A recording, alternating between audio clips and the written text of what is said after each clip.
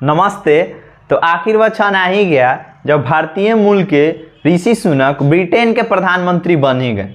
और इतने दिनों से जो भारतीय मीडिया चिल्लम चिल्ली मचा रखी थी कि भारतीय मूल के ऋषि सुनक बने ब्रिटेन के प्रधानमंत्री, भारत के आदमी बन गया ब्रिटेन का प्रधानमंत्री, ब्रिटेन में होगा भारतीयों का, एकदम कान पका दी थी। लेकिन पिछले चुनाव में तो आखिरी क्षणों में ऋषि सुनक लीज ट्रस से हार गए थे और वो ब्रिटेन के प्रधानमंत्री बनने से चूक गए। फिर लीज ट्रस भी बेचारी क्या करती, इंडियन मीडिया का इतना ना दबाव उन पे आया कि बेचारी को मात्र 45 दिनों के अंदर ही ब्रिटेन के प्रधानमंत्री के पद से इस्तीफा देना पड़ा। नहीं, भारतीय मीडिया का नहीं, वहां के लोगों का दबाव इतना ना है। लीज ट्रस आते आते इतने सारे बदलाव किए, लोगों पे बहुत सारे टैक्स बढ़ा दी, जिसके कारण उनके खुद के ही पार्टी के लोगों ने उनका सपोर्ट करना छोड़ दिया, जिस कारण मात्र 45 दिनों में वह ब्रिटेन के प्रधानमंत्री के पद से इस्तीफा दे दी और ब्रिटेन में सबसे कम दिनों तक प्रधानमंत्री पद पे बने रहने का रिकॉर्ड अपने नाम करके चली गई। इसके बाद एंट्री होती है फिर हमारे भारतीय ऋषि सुनक की, और उनके साथ फिर आते हैं हमारे जो माननीय पूर्व प्रधानमंत्री ब्रिटेन के थे, झबरे बालों वाले बोरिस जॉनसन भाई साहब, ये भी मैदान में उतरे। और एक और वहीं की एमपी जिनका नाम था पेनी मार्डेंट, ये भी मैदान में उतरी।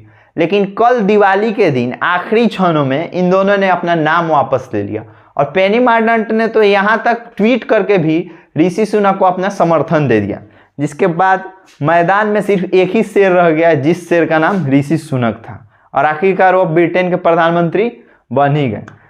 तो अब आइए जानते हैं कि आखिर ये ऋषि सुनक हैं कौन, इन्हें कैसे भारतीय मूल का कहा जा रहा है।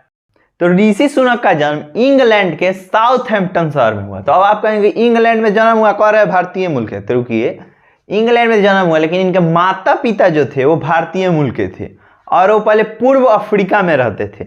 लेकिन 60 के दशक में वो अफ्रीका से इंग्लैंड में चले आए और यहाँ पे आकर के इनके पिता एक डॉक्टर का काम करने लगे थे, वो एक डॉक्टर थे, और इनकी माता ने एक केमिस्ट दुकान खोली थी, जो दवाइयाँ जो हम लोग खाते हैं उसी की दुकान थी, यहीं ये लोग चलाते थे। इस तरह से ऋषि सुनक का जन्म हुआ और वहाँ जन्म के बाद से ऋषि सुनक बहुत ही अच्छे थे, सब पढ़ाई लिखाई में भी बहुत अच्छे थे।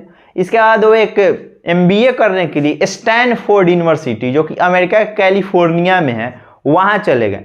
वहाँ पे इनकी मुलाकात भारत के इन्फोसिस के फाउंडर NR नारायण मूर्ति की बेटी अक्षता मूर्ति से हुई, जिसके बाद इन दोनों ने शादी भी कर लिया और इनके 2 बेटियां भी हैं। अब आप कहेंगे कि ब्रिटेन के तो प्रधानमंत्री ऋषि सुनक बन गए हैं, अब क्या होगा?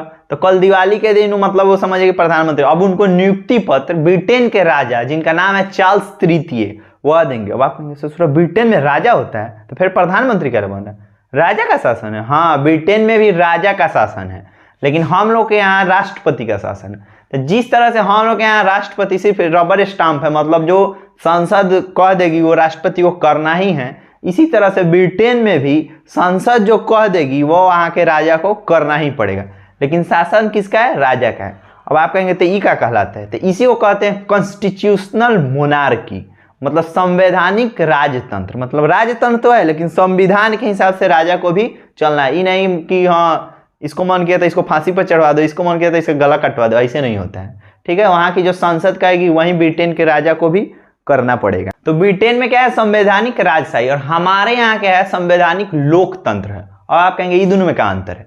तो इसमें अंतर ये है कि हमारे यहाँ जो राष्ट्रपति होता है वो चुन के जाता है, मतलब जो हमारे देश का सबसे बड़ा पद है वो भी क्या है? चुन करके है। आप कहेंगे कहाँ राष्ट्रपति को चुनते हैं? राष्ट्रपति को चुनते हैं, राष्ट्रपति का चुनाव होता है। तो इसके लिए ये समझने के लिए डिस्क्रिप्शन में लिंक दिया हुआ है कि राष्ट्रपति का चुनाव कैसे होता है, इसको देखना नहीं भूले।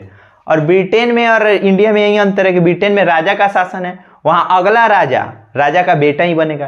जैसे पहले क्वीन एलिजाबेथ वहाँ की महारानी थी, अब उनके जैसे मरी हैं पहले उनके क्या हुआ है कि उनका बेटा आकर के राजा बन गए हैं। लेकिन हमारे यहाँ तो ऐसा नहीं है। हमारे यहाँ अगर राजा जो राष्ट्रपति है राजा के समकक्ष, अगर वो मर जाते हैं या फिर उनका 5 साल के बाद उनका हट भी जाना है। लेकिन वहाँ क्या है कि वहाँ जब तक राजा मरेगा नहीं तब तक हटेगा नहीं। हमारे यहाँ मात्र 5 साल, और इसके बाद ऐसा नहीं कि राष्ट्रपति का बेटा ही राष्ट्रपति बनेगा, इसके बाद फिर चुनाव होगा, फिर वोट होगा, फिर अगला राष्ट्रपति चुनेगा। तो राष्ट्रपति का चुनाव कैसे होता है यह देखना ना भूलें, डिस्क्रिप्शन में लिंक है।